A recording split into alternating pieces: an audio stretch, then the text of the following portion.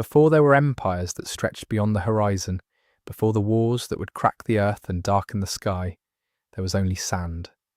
Endless, golden sand, drifting in slow waves beneath a sun that never seemed to set.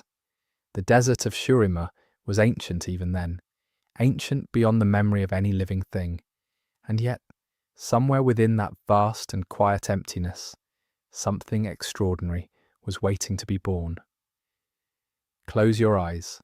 Let your breathing slow. Feel the weight of the day leaving your shoulders, settling downward like sand through an hourglass.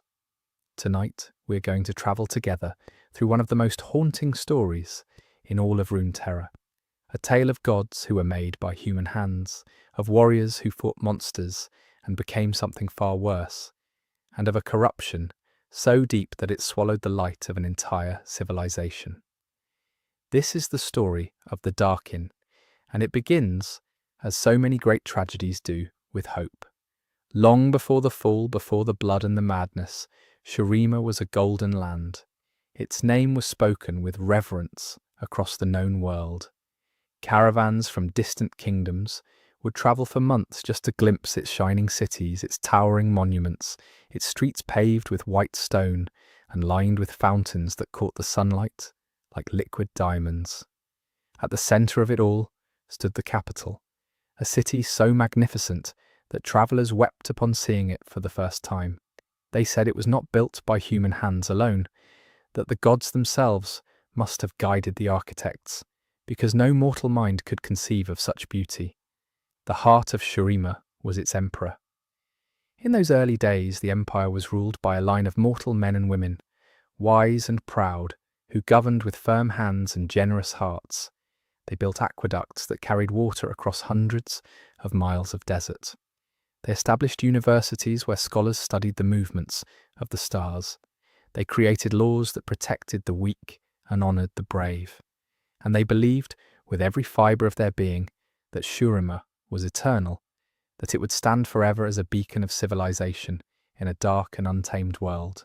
But even in those golden days, there were whispers of something beneath the sand, something ancient and patient and hungry. The Shurimans had a word for it, though they rarely spoke it aloud. They called it the void, and they believed it was the empty place from which all things had come, and to which all things would eventually return. It was not evil exactly, not in the way that a person can be evil. It was simply absence, a nothingness so profound that it could swallow light, swallow sound, swallow thought itself. And sometimes, in the deepest parts of the desert, where no one dared to travel, the sand would shift and something would reach up from below, testing the barrier between what is real and what is not. The rulers of Shurima knew they needed protectors. The world beyond the desert was wild and dangerous, filled with creatures and forces that no ordinary army could withstand. And so they turned to the sun disk, that great golden artifact that hung above the capital like a second sun. The sun disk was ancient, older perhaps than Shurima itself, and its origins were lost to time. Some believed it was a gift from the celestial powers above, a conduit for the very essence of the sun. Others thought it was a machine, built by a forgotten race of beings who understood the fabric of reality in ways that no modern scholar could comprehend. Whatever its true nature, the sun disk held a power that was beyond anything the mortal world had ever known. And so the ascension began. It was the most sacred ritual in all of Shurima, a ceremony that drew pilgrims from every corner of the known world. When a mortal was chosen to undergo the ritual, they would climb the great staircase to the apex of the sun disk's pyramid. There, bathed in concentrated sunlight, their body would be remade. Flesh would become something stronger than steel. Bones would harden to the density of stone. The mind would expand, opening like a flower to the vast and terrifying light of cosmic understanding. They would become ascended, beings of immense power and towering stature, god warriors who could command the elements, shatter mountains with a single blow, and stand toe to toe with the forces of darkness that threatened Shurima from all sides. Imagine what that must have felt like, to be an ordinary person, a soldier or a scholar or a farmer's child, and then to be lifted up into blinding light and remade into something more than human. The pain must have been extraordinary, but so must the wonder. To feel your body changing, growing, becoming something vast and powerful. To feel your mind opening to truths that no mortal brain was ever meant to comprehend. To look down at the world from a height you had never imagined and realize that you could see everything, every grain of sand, every distant mountain, every star reflected in the surface of the sea. The Ascended were Shurima's greatest treasure. Each one was a living weapon, a protector, a symbol of the Empire's divine favour. They were given names that echoed through history, names that were spoken with awe and gratitude. They were the Golden Warriors, the Sun-Blessed, the chosen of the divine. And for a time they were exactly what Shurima needed them to be. Wise, powerful, compassionate. They defended the borders of the Empire against all threats. They crushed rebellions before they could begin. They kept the peace with a strength that was both terrifying and beautiful. Among the most powerful of the Ascended were those who would come to be known by many names over the centuries. There was Ta'anari, one of the first to be elevated, a warrior whose loyalty to Shurima was as unshakable as the mountains. There was Sebataru, whose wisdom was said to rival that of the greatest scholars. There was Enakai, fierce and proud, whose blade had never known defeat. And there were others, dozens of others, each one a masterwork of divine craftsmanship, each one a living testament to Shurima's power and glory. But among the Ascended, there were some whose hearts burned with a different fire. Not all who were chosen for the ritual were motivated by duty or love of empire. Some were driven by ambition, by a hunger for power that the ascension only amplified. Some had been soldiers who loved the thrill of battle more than the peace that followed. Some had been rulers who craved dominion over others, and the ascension, for all its glory, did not change what was in a person's heart. It only made it bigger. This is an important thing to understand, and it is one of the great tragedies of the Ascended. The ritual that created them was a gift, a transformation that elevated mortals to the level of gods. But it did not make them perfect. It did not erase their flaws or their fears or their darkest impulses. It only amplified everything they were, the good and the bad, the noble and the terrible. A kind person became a compassionate god. A proud person became an arrogant titan. And a person who harboured darkness in their heart became something very dangerous indeed. For a long time this did not matter. The Ascended were united by their shared purpose, by their love of Shurima, and by the watchful eye of the Emperor. They fought together, bled together, celebrated together. They were brothers and sisters in arms, bound by a bond that was deeper than blood. But as the centuries passed, as emperors rose and fell, and the world changed around them, cracks began to appear, small at first, almost invisible, like hairline fractures in a piece of beautiful pottery.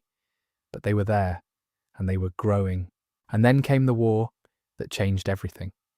The void had always been a distant threat, a shadow at the edge of perception, a whisper in the deep places of the earth. But in the land of Icathia, a once proud city-state that had been conquered and subjugated by Shurima, something terrible happened. The Icathians, bitter and desperate, made a choice that would haunt the world for millennia. They turned to the void. They reached into that nothingness and tried to harness its power as a weapon against their Shuriman oppressors. And the void answered.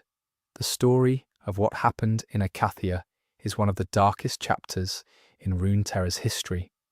The details are lost to time, fragmented into shards of memory and legend, but the broad strokes are clear enough. The Icathians opened a rift, a tear in the fabric of reality itself, and through that rift poured the horrors of the void. Creatures that defied description, things that were not alive in any way that the mortal mind could understand. They moved through the streets of Icathia like a tide of living darkness, consuming everything in their path. Stone, metal, flesh, light, Everything was devoured, reduced to nothing, swallowed into the emptiness from which the void creatures had come. The Ascended were called to Icathia to fight, and they went, as they always did, with their golden armour gleaming and their weapons singing in the desert wind. They were the greatest warriors the world had ever known. They had never faced a challenge they could not overcome, but the void was different. The creatures that emerged from the rift were not like any enemy the Ascended had faced before. Some were vast and amorphous, like living pools of darkness that consumed everything they touched. Others were sharp and angular, their bodies made of crystalline structures that hummed with a frequency that set teeth on edge and made the mind reel. And some were simply incomprehensible, things that existed in shapes and dimensions that the mortal eye could not process, that the Ascended mind could barely contain. To look upon them was to feel your thoughts unravelling, your sense of self dissolving like salt in water. The void was not an enemy that could be defeated with strength alone. You see, the void did not only destroy bodies, it destroyed minds. It reached into the thoughts of those who fought against it and showed them things that no mortal or immortal consciousness was meant to see. It showed them the vastness of the nothingness, the infinite emptiness that existed beneath the surface of reality. It showed them how small they were, how fragile, how temporary. And for beings who had been elevated to the level of gods, who had been told that they were the greatest creations in the history of the world, this was a shattering revelation. Imagine being an Ascended, a being of immense power and cosmic awareness, and suddenly realizing that you are nothing, that your power is a candle flame in an infinite darkness, that the universe does not care about you, about Shurima, about anything at all, that beneath the thin veneer of reality there is only void, and it is patient, and it is hungry, and it will eventually consume everything. How would you carry that knowledge? How would you go on fighting, go on living, knowing that the darkness is always there, always waiting, always hungry? Some of the Ascended found a way. They buried the knowledge deep inside themselves, locked it away in the darkest corners of their minds, and carried on with their duty. They returned to Shurima and resumed their roles as protectors and guardians. But they were different now, quieter, more distant. Their eyes, once bright with the light of the sun, now held shadows that had not been there before. They smiled less, they fought more. They began to seek out conflict, not because it was necessary, but because it was the only thing that made them feel alive. And then Shurima fell. The details of the fall are a story for another time, but the broad strokes are these. The Emperor Azir attempted to undergo the ascension ritual, and it went catastrophically wrong. The sun disk's power was corrupted, the ritual failed, and the capital city was destroyed in a cataclysm that sent shockwaves across the desert. The Emperor was killed, the sun disk was damaged, and the Ascended, those golden god warriors who had been the pride of Shurima, were left without a purpose. For beings who had defined themselves by their service to the Empire, this was a devastation beyond words. Shurima was gone. The Emperor was dead. The cities were crumbling. The people were scattered, fleeing into the desert or the mountains or the jungles, seeking shelter from a world that suddenly seemed very hostile and very empty. And the Ascended, who had once been the pillars upon which the entire civilization rested, were left standing in the ruins, wondering what they were supposed to do now. Some tried to rebuild. They gathered the survivors and attempted to recreate what had been lost, to raise new cities from the rubble and establish new laws and traditions. But it was like trying to rebuild a sandcastle as the tide comes in. The spirit of Shurima, the thing that had made it more than just a collection of buildings and roads and people, was gone. The golden light that had infused every stone and every soul had dimmed, and no amount of effort could bring it back. The rebuilt settlements were hollow echoes of what had come before, and the Ascended who presided over them felt the emptiness like a physical pain, a cold weight in their chests where the warmth of purpose had once lived. This is where the story turns dark. This is where the Ascended begin to fall. Without the Empire to guide them, without the Emperor to give them purpose, the Ascended were forced to confront the truths they had been hiding from since Icathia. They were alone, they were immortal, they were impossibly powerful, and they were afraid. The knowledge of the void, that gnawing awareness of the nothingness that lay beneath everything, began to eat at them like acid.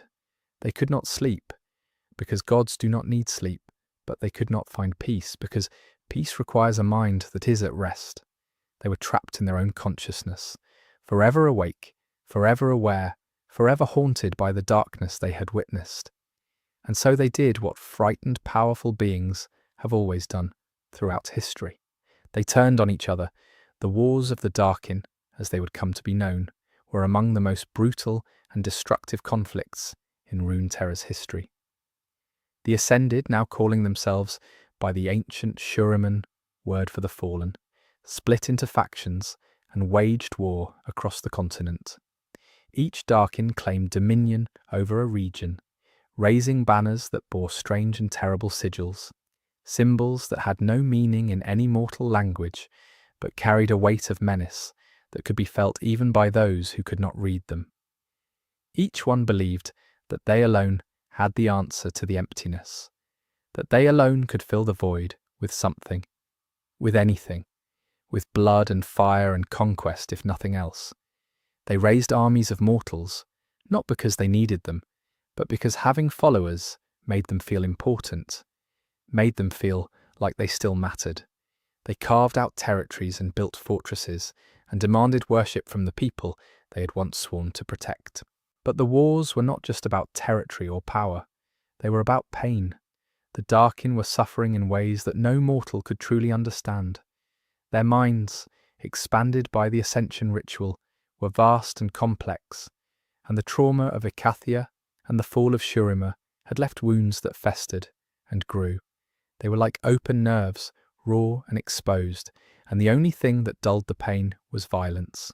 The rush of battle, the heat of combat, the terrible satisfaction of destroying something, anything. These were the only things that could silence the screaming in their minds, if only for a moment. They began to change. The golden light that had once surrounded them dimmed, replaced by something darker, something red and pulsing. Their bodies, once magnificent and godlike, twisted and warped. Some grew extra limbs, others developed horns or claws or tails. Their voices deepened, becoming something harsh and terrible, like the grinding of stone against stone. And their eyes, those beautiful eyes that had once shone with the light of the sun, turned the colour of blood. The mortals who served them were the first to notice the change.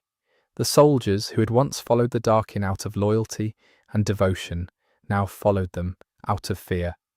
The worship that the Darkin demanded became more desperate, more extreme. Temples were built, but they were not the shining white structures of old Shurima. They were dark places, red places, places where blood was spilled on stone altars, and the air was thick with the smell of iron and ash. The Darkin had become something that the people of Shurima had never imagined possible. They had become tyrants. They had become monsters. They had become the very thing they had once been created to destroy. The Darkin Wars raged for centuries. The details are lost, scattered across time like sand in a storm. But we know that the conflicts were devastating. Entire regions were laid waste. Cities that had survived the fall of Shurima were destroyed in the crossfire. Populations were decimated, not just by the battles themselves, but by the Darkin's insatiable need for soldiers and servants and sacrifices. The land itself was scarred, marked by the passage of beings whose power was so great that their footsteps left craters and their voices shattered stone. And yet, for all their power, the Darkin were destroying themselves. Each war weakened them. Each battle left scars that did not heal. The corruption that had taken root in their minds was spreading through their bodies like a disease, and with each passing century, they became less like the Ascended they had once been, and more like something else entirely, something mindless, something cruel, something that existed only to destroy.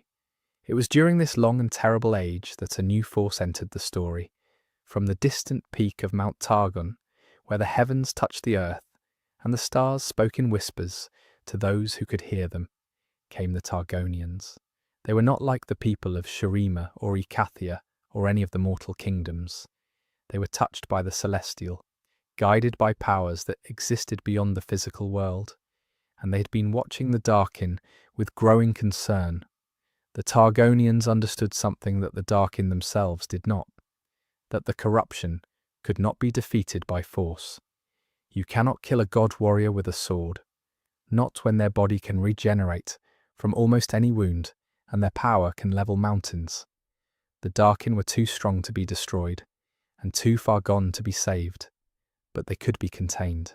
The Targonians devised a plan, elegant in its cruelty and profound in its consequences. They would not destroy the Darkin, they would imprison them, using knowledge drawn from the celestial realm, knowledge that was ancient when the world was young. They crafted weapons, not ordinary weapons, but vessels, containers, prisons made of metal and magic and starlight.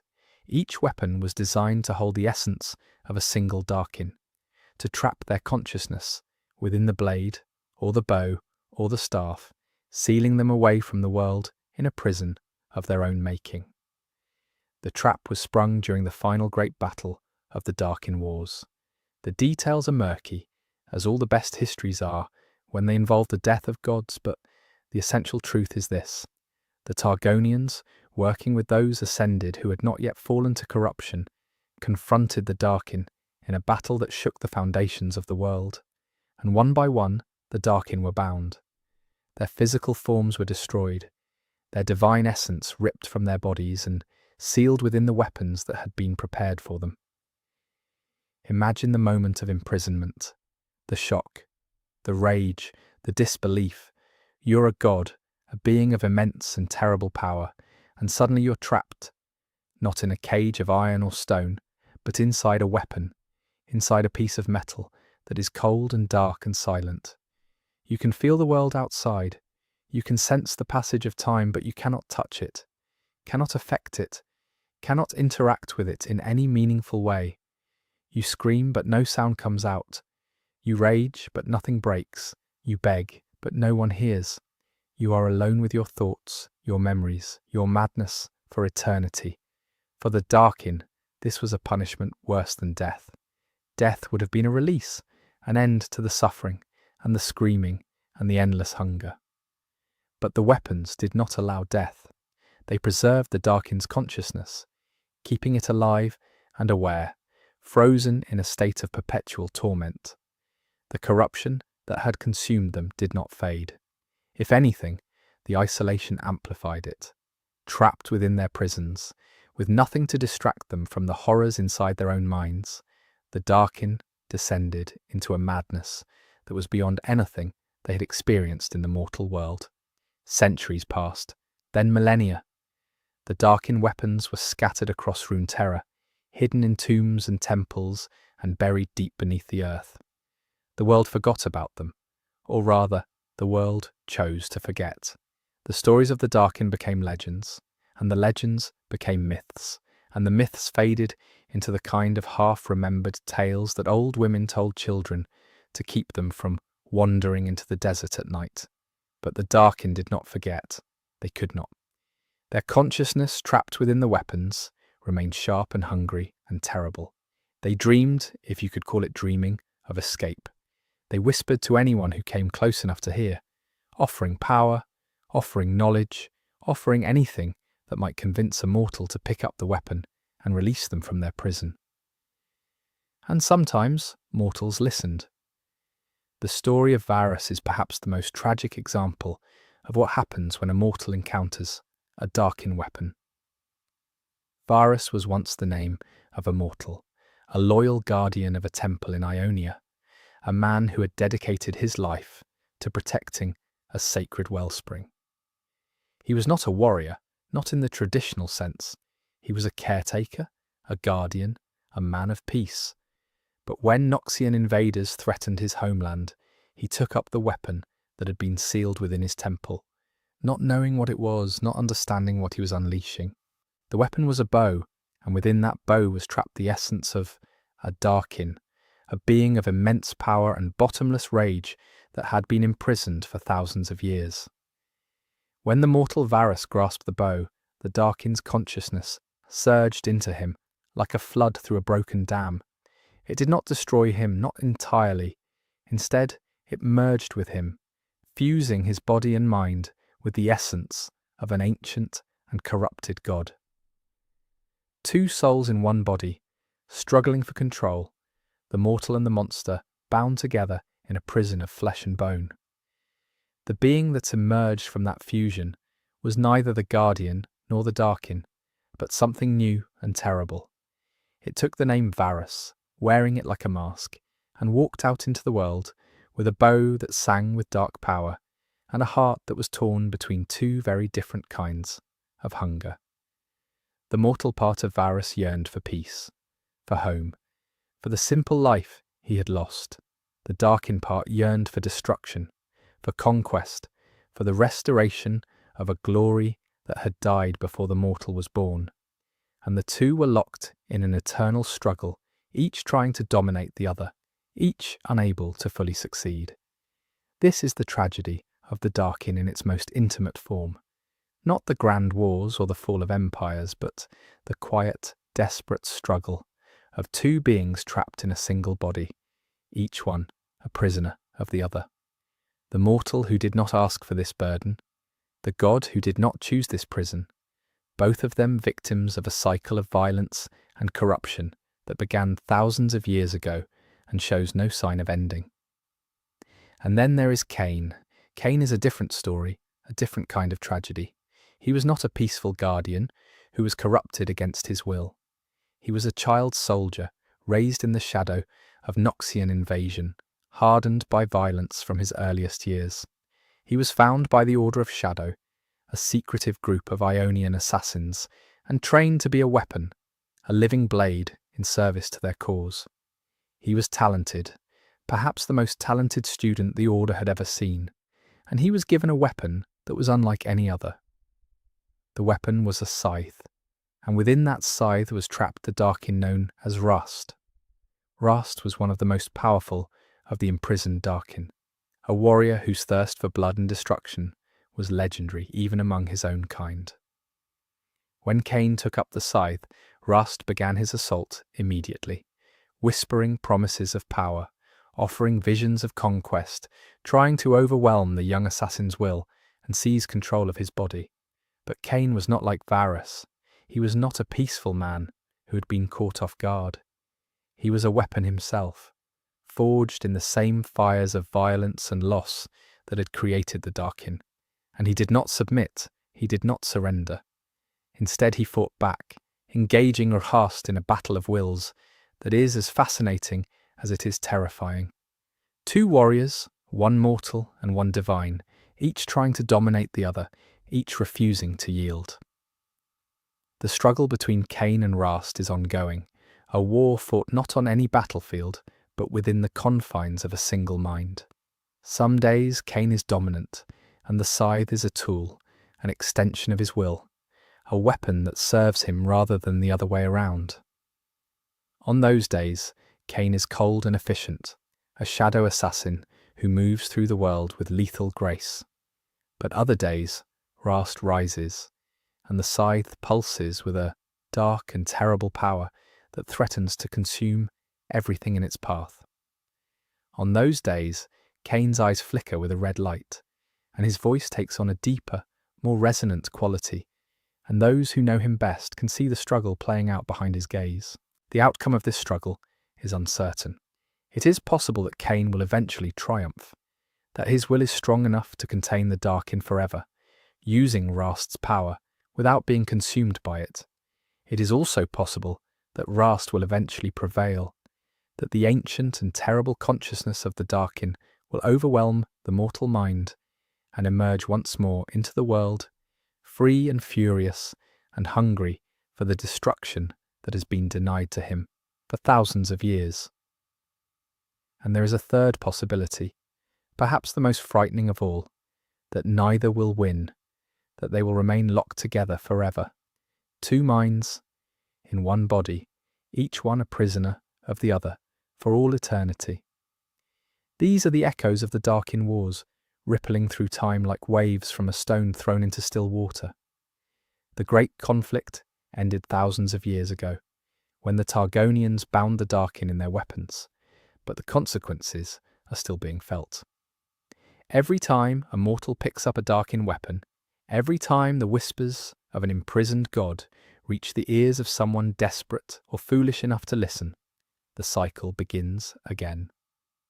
The corruption spreads, the struggle for control begins, and the world is reminded in small and terrible ways that the Darkin are not gone. They are merely waiting. Think about that for a moment. Right now, as you lie here, as the night wraps itself around you like a blanket, there are weapons hidden in the dark places of the world, tombs and temples and deep forgotten vaults, sealed away behind walls of stone and magic. And within those weapons, consciousness stirs. Minds that were once mortal, then divine, then corrupted, now trapped and dreaming. Dreaming of escape, dreaming of the world they once knew, dreaming of blood and fire and the sweet, terrible rush of power. The Darkin are patient. They have been imprisoned for thousands of years, and they can wait a few thousand more. They are not going anywhere. They are always there, in the dark, whispering, waiting for someone to hear them. And sometimes, in the quiet hours of the night, when the world is still and the mind is vulnerable, you can almost feel them. A distant hum, like the vibration of a blade being drawn across stone. A whisper at the edge of hearing, too faint to make out but too insistent to ignore. A presence, ancient and terrible and impossibly lonely, reaching out from the darkness and asking to be remembered. But there is something beautiful in this story too, if you look carefully. Something quiet and small and easy to miss, but real nonetheless. It is the fact that the Darkin were not always monsters. They were once people, ordinary people, who were given extraordinary gifts and asked to bear the weight of a world on their shoulders. They fought bravely. They suffered greatly. They were broken by forces that no one, mortal or divine, could have been expected to withstand. And even now, even after thousands of years of imprisonment and madness and corruption, there is something left of who they once were. A fragment, a memory, a flicker of the golden light that once surrounded them. Varus, the mortal guardian who was merged with a Darkin, still remembers his home. He still yearns for the simple life he lost, for the peace and the quiet and the sound of water flowing over stone. The Darkin within him tries to drown out those memories with visions of blood and destruction, but they persist, stubborn and beautiful, a testament to the resilience of the human spirit, even in the face of unimaginable darkness. And Cain, the shadow assassin who wields a Darkin scythe, still fights for something. He fights for survival, for mastery, for the right to determine his own fate. He may not be a hero in the traditional sense, but there is something heroic in his refusal to submit, in his insistence on being the one who holds the weapon rather than the one who is held by it. These small victories, these tiny acts of resistance, may not be enough to redeem the Darkin or undo the damage that has been done. But they matter. They remind us that even in the darkest stories, even in the most terrible tragedies, there is always a spark of light, always a reason to hope, always something worth fighting for. And so the Darkin sleep, and the world turns, and the weapons lie in their hidden places, dreaming their terrible dreams. The corruption that consumed them has not faded, and the hunger that drives them has not diminished. They are as dangerous now as they ever were, perhaps more so, because the long centuries of imprisonment have only sharpened their rage and deepened their despair. But they are contained, held in check by the magic of the Targonians and the stubborn refusal of mortals like Cain to be consumed. Some say that the Darkin were once seen as saviours, that in the earliest days of their ascension, people would fall to their knees and weep with gratitude at the sight of them. They were proof that the heavens cared, that the sun watched over its children, that the darkness could be held at bay. And perhaps that is the cruelest part of the story, that the very beings who were meant to save the world became the ones who nearly destroyed it, that the light itself could be corrupted, that even gods can fall. Whether this peace, if you can call it peace, will last is another question entirely. The Darkin are patient, and they are clever, and they have had thousands of years to plan their escape. Some say it is only a matter of time before they break free, before the weapons crack and the darkness spills out, and the world is forced to face the consequences of an ancient crime that was committed long before anyone alive today was born. Others say that the containment will hold, that the Targonian magic is strong enough to endure, that the Darkin will remain imprisoned for all eternity. But perhaps the real question is not whether the Darkin will escape, but whether we, as a world, have learned anything from their story. They were created to protect, and they became destroyers. They were given power to serve, and they used it to dominate. They were elevated to the level of gods, and they fell to the level of monsters. And all of it, every step of the long and terrible journey, began with a single, simple human flaw: the inability to face the darkness within.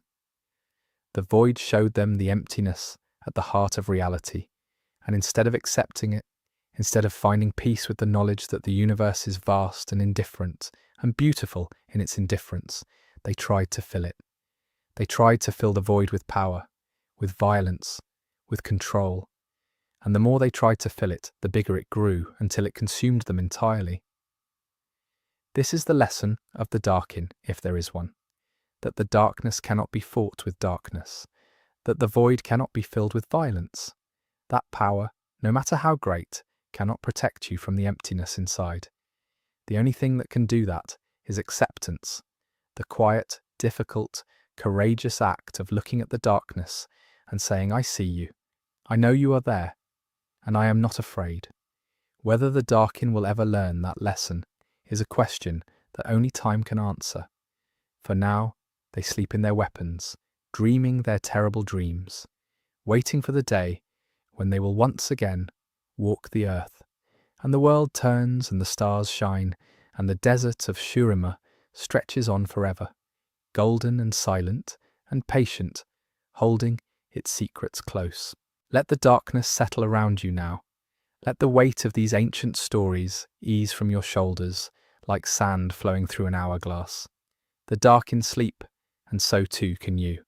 There is nothing in the dark that was not there in the light. The weapons lie quiet, the whispers fade, and the night, vast and gentle and full of stars, wraps itself around the world like a lullaby sung by someone who has loved you since before you were born. Rest now. The story will be here when you wake, and somewhere, deep in a hidden tomb beneath long-forgotten ruins, a weaponaire hums softly in the darkness, dreaming of a golden age that was, and a future that has not yet been written. Sleep well. The night is long, and kind, and full of quiet wonders. Let it carry you somewhere peaceful. Let it carry you home,